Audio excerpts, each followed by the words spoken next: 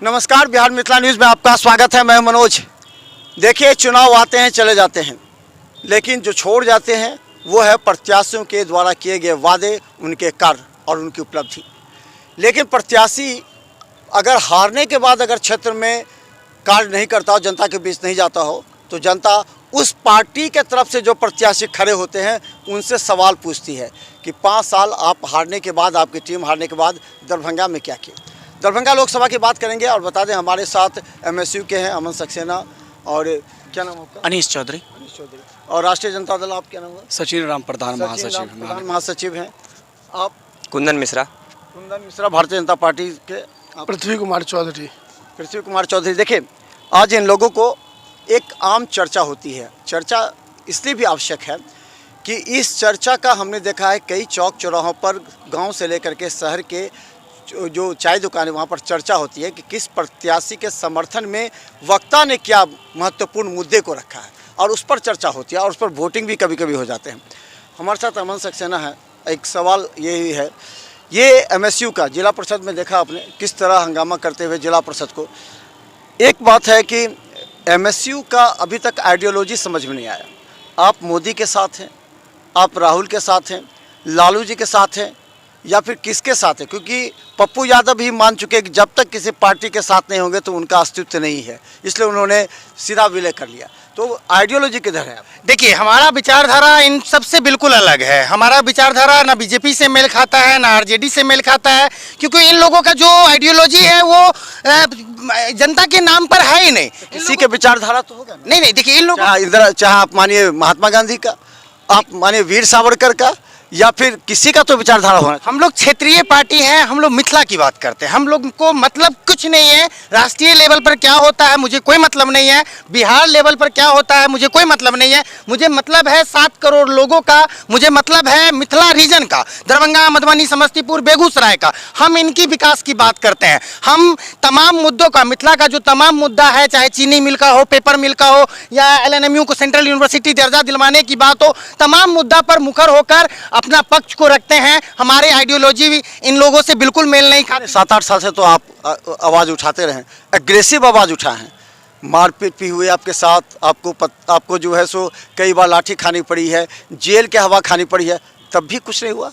न यहाँ कल कारखाने खुले, न आपका सेंट्रल यूनिवर्सिटी बना, न मिथिलांचल का कोई विकास का काम हुआ, तो फिर कहाँ गई आपकी आइडियोलॉजी? सर, हम लोग 8 साल से ही हैं अभी, और हमें नहीं लगता है कि राजनीति कोई 8 सालों का 10 सालों का चीज़ है जो इतना जल्दी हम विकास की तरफ बढ़ पाएंगे। हम मजबूत हो रहे हैं, हम युवाओं को जोड़ने का काम कर रहे हैं। आप देखिएगा, हमारा हर दिन हर एक जिला में कहीं ना कहीं किसी कॉलेज में टीम निर्माण होता है, कहीं गाँव में टीम का निर्माण किया जाता है। हम एक बड़े संघर्ष को मजबूत करने की तरफ बढ़ रहे हैं, हजारों लाखों युवाओं को जोड़ने का काम कर रहे हैं। और आने वाले समय में मैं आपको इस बात का आश्वासन देता हूं कि आने वाला समय में आप देखिएगा, मिथिला के मुद्दा को लेकर दरभंगा में नहीं बल्कि पटना में और दिल्ली में आने वाला समय में आपको संघर्ष देखने। तो आपने किया क्या? इस बार आपका चुनाव में प्रत्याशी खड़े हो रहे हैं क्या एमएसयू से? मिथिलावादी दरभंगा से हमारा कोई कैंडिडेट खड़ा नहीं हो रहा है। हमने मधुबनी से नौजवान को खड़ा किया, प्रेम रंजन पांडे हम लोगों के संगठन के हैं, और दरभंगा से हम लोग पोल खोल अभियान चला रहे हैं। एक आप लोग देख रहे होंगे लगातार, तो संजय सरावगी के खिलाफ चला, अपने ढोल बजा करके कट रही है, मैं फिर बाद में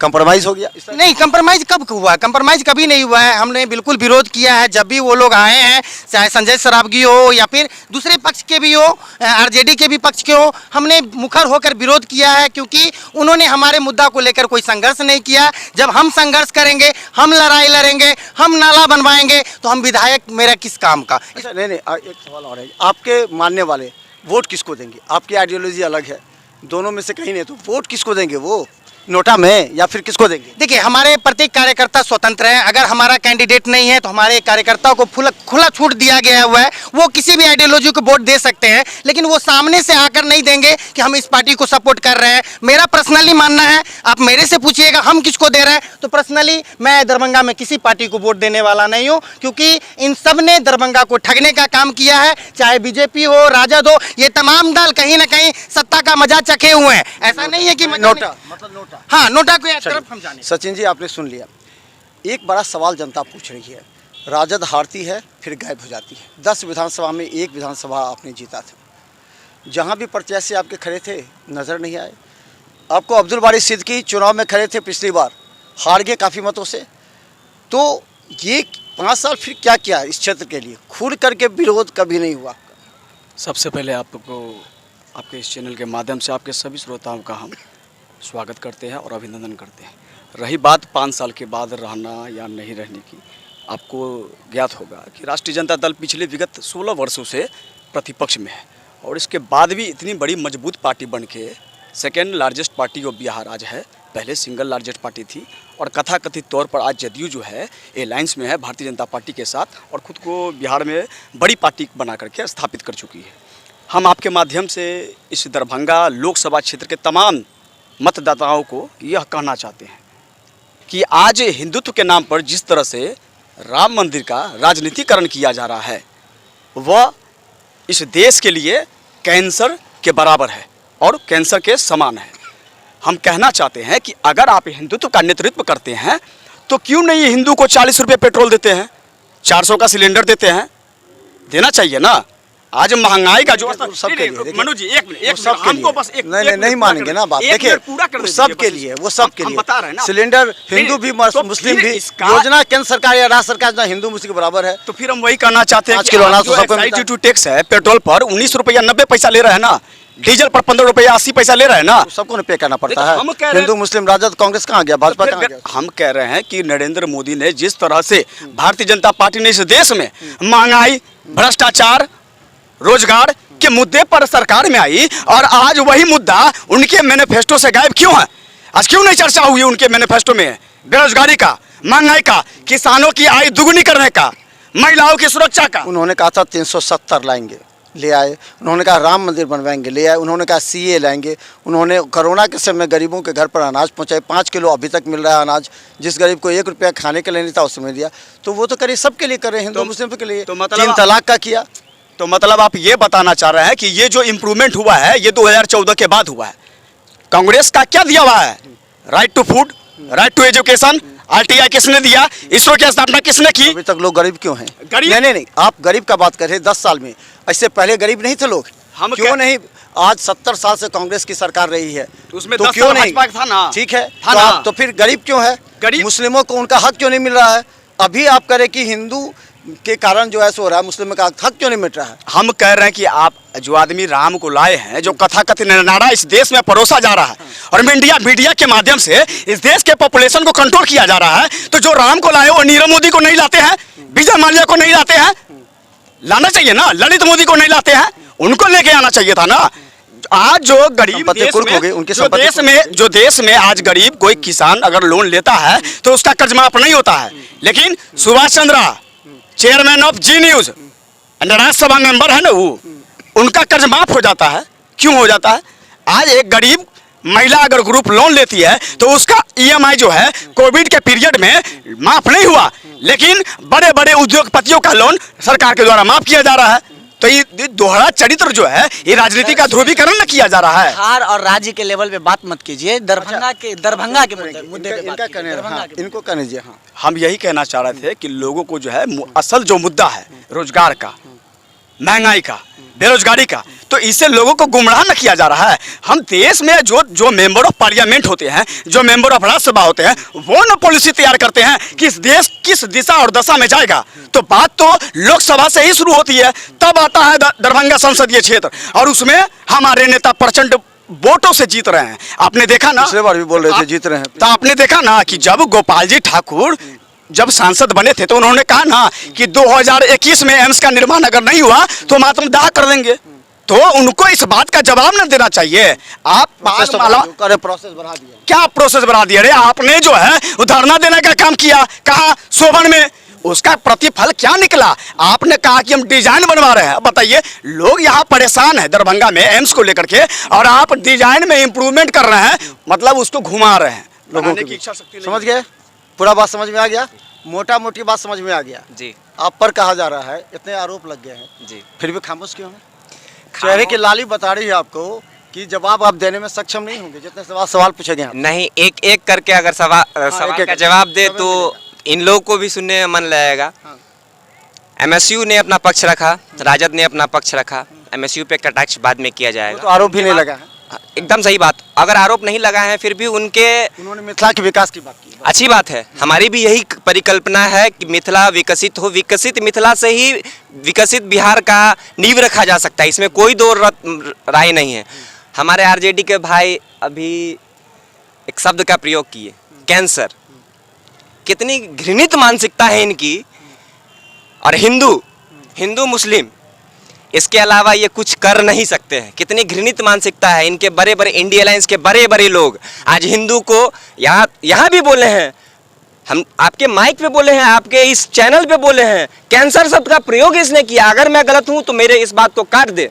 विचारधारा को उन्होंने कहा कैंसर, विचारधारा जी नहीं मनोज भैया, अगर आप इस चीज को उठाइएगा, उन्होंने स्पष्ट कहा है हिंदू कैंसर ने कहा, विचारधारा को कहा। अरे उन्होंने कैंसर कहा है। आप इस चीज को दोबारा सुनिए। उन्होंने कैंसर शब्द जोड़ा है और राम मंदिर के साथ। हम क्यों नहीं ले भाई क्रेडिट राम मंदिर का? हम क्यों नहीं ले आखिर राम मंदिर का क्रेडिट? काम किया है हमने, क्रेडिट कौन लेगा? तीसरा कोई आगे लेगा क्या? और सबसे बड़ी बात, हिंदू मुस्लिम, हम तो हिंदू मुस्लिम का चर्चा नहीं किए। मेरे लिए मुस्लिम और उर्दू जुबान का उतना ही वैल्यू है, उतना ही सम्मान है जितना हमारे हिंदू भाइयों का है, जितना हमारे मैथिली भाइयों का है। जितना मैथिली जुबान मेरे लिए सर्वमान्य है, उतना मेरे लिए उर्दू शब्द भी है और हमारा हिंदी भी है। सवाल बहुत है मनोज भैया, उसका जवाब एक एक करके देंगे तो अच्छी बात है। उन्होंने कहा एम्स के बारे में, ठीक है एम्स के बारे में कहा, लेकिन इसमें थोड़ी और गहराई में जाने की वाली बात है। उनको कहा कि 21 तक बोले थे सांसद की अगर नहीं होगा तो आत्मदाह, ये कह रहे हैं। सबसे पहली बात मनोज भैया, जहाँ एम्स की चर्चा होती है वहाँ थोड़ी गहराई में जाने की चीज़ है। गहराई में तो गए, करीब 40 फीट गहराई में गए थे। नहीं वो ठीक है, गहराई में जाने का गोपाल जी ठाकुर तो 40 फीट गहराई में नाव लेकर के चले गए थे। गहराई में जाने का ये तात्पर्य है 2014 में जब एम्स के लिए दरभंगा में स्वीकृति मिला, उसके बाद सब लोगों को पता है कि ये एम्स उड़ीसा जा चुका था। लो लैंड कह के एम्स की केंद्रीय टीम आती है जो वहाँ जाँच करती है, वो उड़ीसा भेजने का काम किया। हमारे माननीय गोपाल जी ठाकुर हमारे खुद के सदन में इस चीज़ को उठाएं और वो जो एम्स उड़ीसा शिफ्ट हो चुका था उसको दरभंगा लाएं। कुछ दिन नीतीश कुमार जी हमारे अलायंस में नहीं थे, इन्हीं लोग के साथ थे और तभी ये डिसीजन आया था कि एम्स का तो काम हो चुका था। सहरसा भी जा सकता था, एम्स सहरसा भी जा सकता था, एम्स झंझारपुर भी जाने की संभावना थी, एम्स मधुबनी भी जाने की संभावना थी, लेकिन बीच में टोकिए मत। लेकिन हमारे गोपाल जी ठाकुर के अथक प्रयास से एम्स वापस उड़ीसा से जब उन्होंने दरभंगा लाया तो ये एक बहुत ख्याति प्राप्त बात कर रहे हैं। लोगों को नहीं मालूम है उड़ीसा के बारे में। अब पहले बात बोले कि उड़ीसा जग गया था। एम्स उड़ीसा जाने की पूरी संभावना थी। सदन में हमारे गोपाल जी ठाकुर ने यहाँ लो लैंड, और दूसरी बात कह रहे थे एम्स का चर्चा।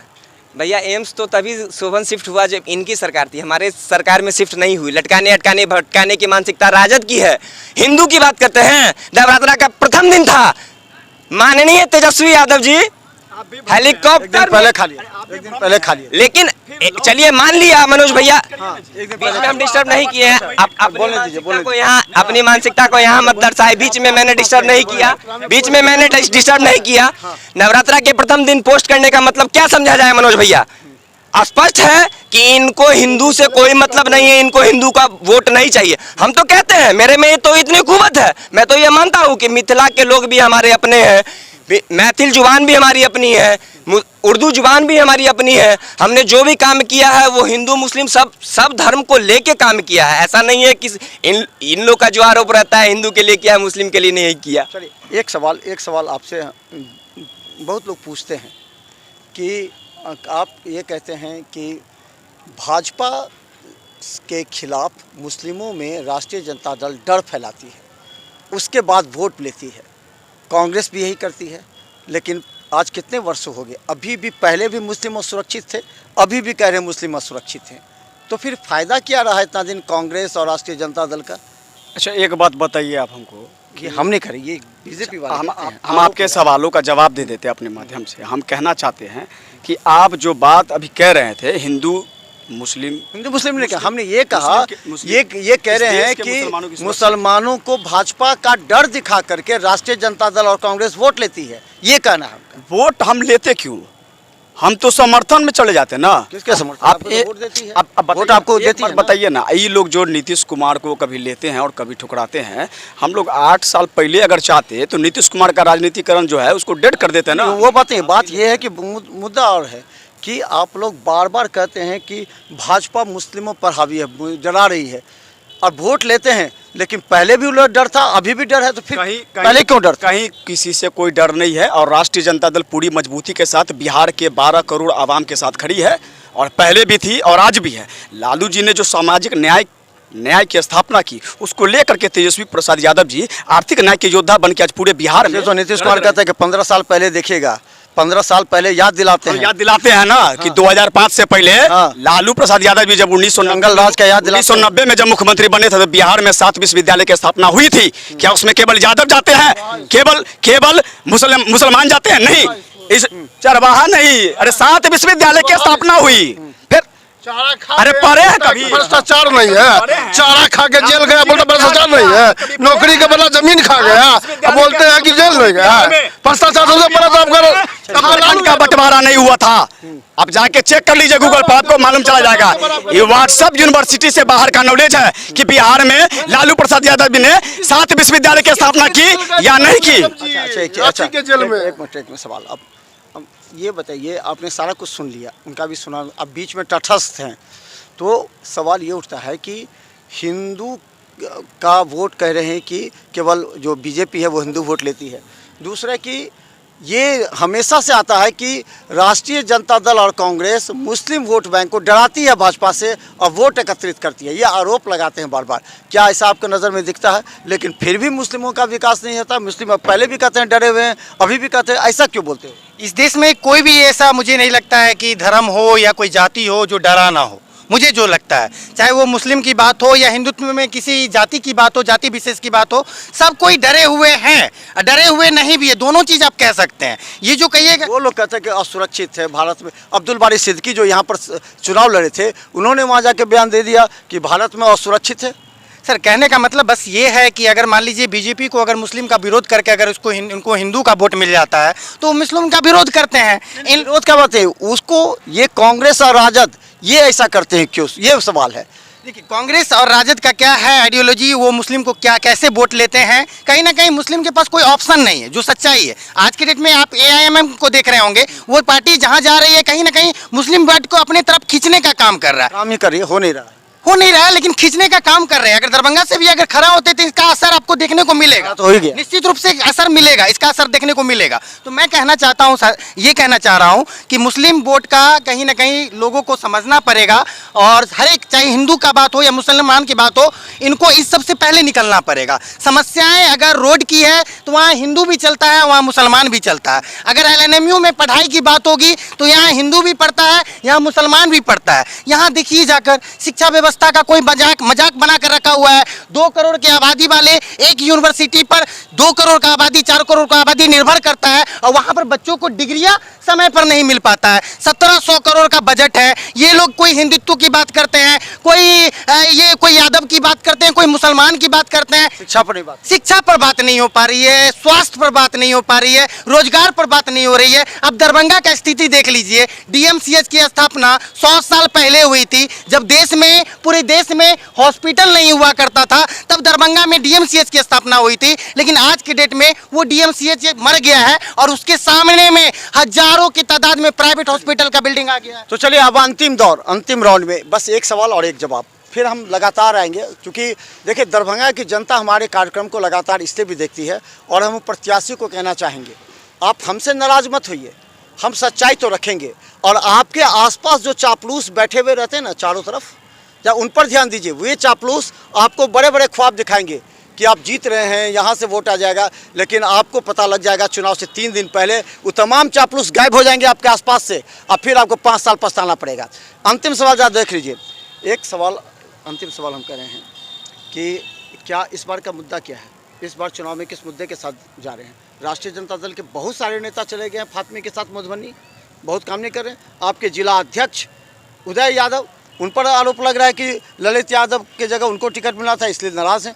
ऐसा क्यों हो रहा है? ऐसी कहीं कोई बात नहीं है, और हम किस मुद्दे को लेकर इस बार आगामी लोकसभा चुनाव में है, विकास हमारा मुद्दा है। और हमारा मुद्दा है कि जो डबल इंजन की सरकार ने 17 सालों में नहीं किया, 17 महीनों में आदरणीय श्री तेजस्वी विकास कौन सा विकास? बता रहे हैं ना विकास, हम बता रहे हैं ना विकास मित्र का जो आय दुगुना हुआ उसका विकास, विकास का 17 महीने में जो हमने लोगों को रोजगार दिया उसका विकास, ये विकास का मुद्दा है। महंगाई है, बेरोजगारी है, भ्रष्टाचार है, अपराध है, अनियंत्रित कानून व्यवस्था है। भ्रष्टाचार के तो आरोप ही लगा, तो वो मुद्दा आरोप तो लगाया जा रहा है ना उनके द्वारा। वो तो सजायाफ्ता भी लोग कह रहे हैं। ईडी, सीबीआई, इनकम टैक्स, ये सब जो है is a part of Bharatiya Janata party का, और उसका उपयोग वो कर रही है। लगाने वाले कैसे लोग एकदम हैं? सही बात है। आरोप लगाने वाले बोल दीजिए। हाँ, ये कह रहे हैं जो हमारी सरकार 17 महीनों में किया तो है।